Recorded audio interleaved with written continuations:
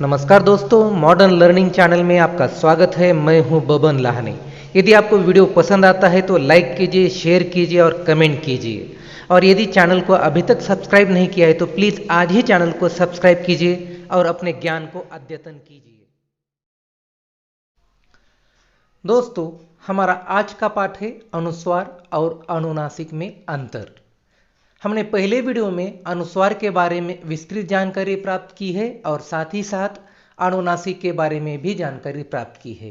अब हम इस वीडियो में अनुस्वार और अनुनासिक में अंतर क्या है यह देखने वाले हैं।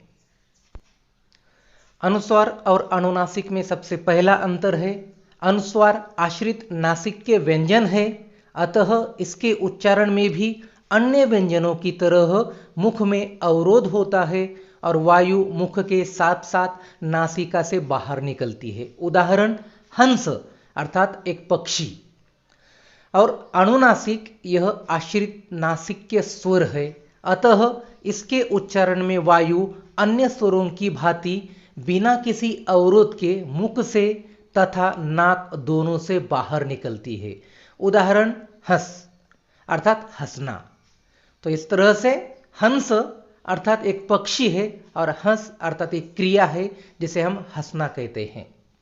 दूसरा भेद, हिंदी को अनुस्वार व्यंजन संस्कृत से मिले हैं।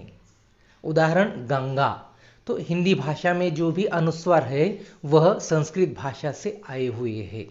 एक उदाहरण है इसका गंगा, जो पंचम वर्ण का काम करता है। गंगा ग जमा अंग जमा गा, इस तरह से।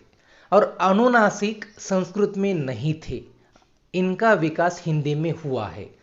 उदाहरण आंख। तो अनुनासिक यह जो थे वह संस्कृत में नहीं थे, इनका विकास अपनी हिंदी भाषा में ही हुआ है। तीसरा भेद है, अनुस्वार केवल शब्द के मध्य और अंत में ही आते हैं। उदाहरण मकरंद, स्वयं। और अनुनासिक शब्द के आरंभ, मध्य तथा अंत तीनों स्थानों पर आ सकते हैं। उदाहरण गंवार, कुआं, महंगाई। तो यहां पर अनुनासिक प्रारंभ में भी है, मध्य में भी है और अंत में भी है। चौथा भेद है, अनुस्वार को लिखकर व्यक्त करने के लिए बिंदु चिन्ह लगाया जाता है। उदाहरण मंद, संघ, पंछी। तो अनुस्वार को व्यक्त करने के लिए हम बिंदु चिन्ह लगाते हैं। और अनुनासिक के लिए दो चिन्ह बनाए गए हैं, बिंदु तथा चंद्र बिंदु। उदाहरण पूंछ, बड़े, गोंद आदि। तो यहां पर चंद्र और बिंदु दोनों का प्रयोग किया जाता है। पांचवा भेद, अनुस्वार का लेखन अनुस्वार से पहले वाले स्वर के ऊपर बिंदु का चिन्ह लगाकर किया जाता है। उदाहरण डंडा। तो ड बान का अन और डा। तो इस तरह से जो ड के ऊपर अनुस्वार है तो उसका उच्चारण बाद में होता है। तो इस तरह से पहले वाले स्वर पर अनुस्वार दिया जाता है। और अनुनासिक के चिन्ह उसी स्वर पर लगाए जाते हैं जिसका उच्चारण मुंह के साथ साथ नाक से हवा निकालकर किया जाता है। उदाहरण दांत।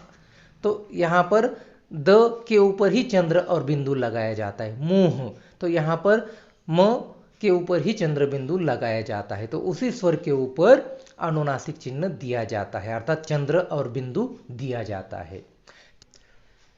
छठा भेद है, अनुस्वार के बिंदु का उच्चारण हमेशा नासिक के व्यंजन के रूप में सुनाई पड़ता है। उदाहरण बंधक। तो यहां पर बंधक जो है ब न ध क।